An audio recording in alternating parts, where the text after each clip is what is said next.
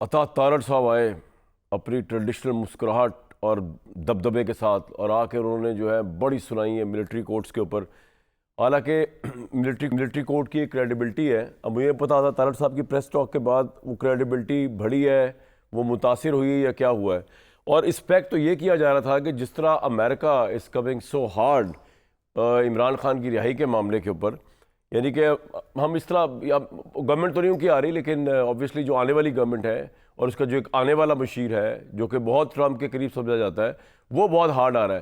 تو امید تو یہ تھی کہ تارڑ صاحب کچھ ارشادات فرماتے، کچھ ہمت پکڑتے اور کہتے کہ جی how dare Mr Richard Grenell every other day you are starting and launching a trend of free Imran Khan, who the hell are you to say all these things to us. لیکن خیر تارڑ صاحب کی وہ تو ہمت نہیں پڑی، انہوں نے ادھر ادھر سے باتیں کر کے ملٹری کورٹس کی اپنی جاب پوری کر کے نکل لی ہے بیچ میں سے.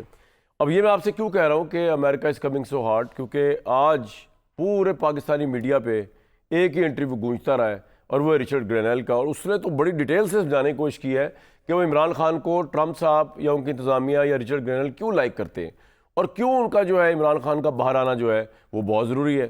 اب ذرا آپ ان کی زبانی، انہوں نے ایک سوشل میڈیا پہ انٹرویو، ڈیجیٹل میڈیا کو انٹرویو دیا امریکہ، وہ ذرا سن لیں تو پھر بات کرتے ہیں. بھٹی صاحب توجہ آپ کی، چھوڑ دیں موبائل کو، اب آپ کی عمر نہیں، اب آپ شادی شدہ ہو گئے.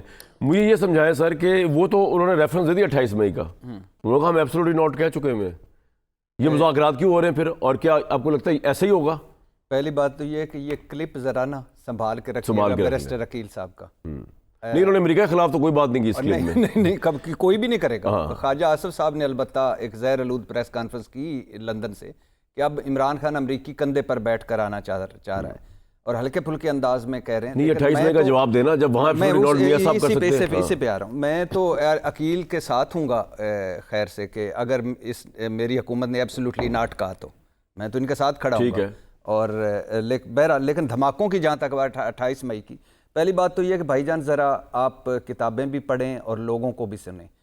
میاں محمد نواز شریف صاحب کے دھماکے نہیں کرنا چاہ رہے تھے، اور مجید نظامی صاحب نے کہا کہ اگر اللہ ان کو جنت نصیب کرے کہ اگر آپ نے دھماکہ نہ کیا تو قوم آپ کی دھماکہ کر دے گی.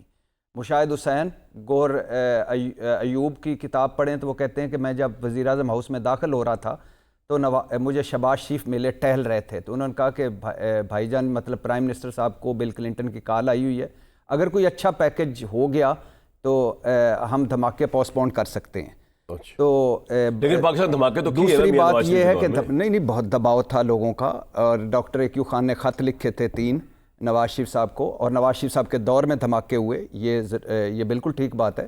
اور لیکن نواز شریف صاحب پہلے دھماکوں کے حق میں نہیں تھے، پھر جب ان پہ دباؤ پڑا. اچھا اب آج بھی آ جائے، رانا صاحب کہہ رہے ہیں امریکہ عافیت دیے رہا کر دے عمران خان، وہ سوچ سکتے ہیں خیر مذاق کیا انہوں نے، لیکن آپ کو لگتا ہے کہ یہ دباؤ بیانات کے حد تک یہ ہے ہونا کچھ نہیں، پریکٹیکلی ہو سکتا ہے؟ کس کا دباؤ؟ امریکہ کا دباؤ فار عمران خان، اور عمران خان لے گا اس کو ریلیف لے گا اس بیس پہ؟ بالکل. اس کا بیانیہ کہاں جائے گا بھائی؟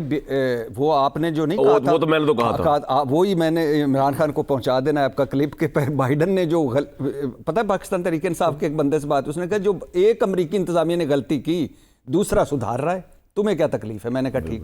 دوسری بات ہے کہ رانا صاحب کو یا ایک ہمارے بلال کیانی صاحب ہیں میرے دوست، ان دونوں نے عافیہ کی بات کی. پلیز اس سیاست میں عافیہ کو نہ لائیں. اگر ہم کسی جوگے ہوتے، ہم کسی ہمارا کوئی تھوڑی سی بھی اوقات ہوتی تو عافیہ واپس آ چکی ہوتی. اور جو کچھ ساری حکومتوں نے اس کے بارے میں کیا وہ شرمناک ہے. اور میں امریکی وکیل کا آخر پہ میں یہ نہیں کہنا چاہتا تھا، لیکن بڑے دکھ اور تکلیف کے ساتھ بیٹھے ہوئے امریکی وکیل جو عافیہ کا ہے اور امریکی نیشنل ہے اور گورا ہے، اس نے کہا کہ میں معذرت کرتے ہوئے، معافی مانگتے ہوئے اور بحیثیت بطور امریکی شرمندہ ہوتے ہوئے یہ بتا رہا ہوں کہ 2 مرتبہ عافیہ سے جیل کے گارڈز نے جنسی زیادتی کی اور بے تحاشا مرتبہ جیل کے قیدیوں نے زیادتی کی. تو شرم سے مجھ سمیت ہم کو مر جانا چاہیے کہ ہم اپنی بیٹی کی وہاں عزت محفوظ نہیں کرا سکے. رہائی تو علیحدہ بات ہے، اور آج ٹکے ٹکے کی آپ باتیں کر رہے ہیں. پوائنٹ آ گیا آپ کا.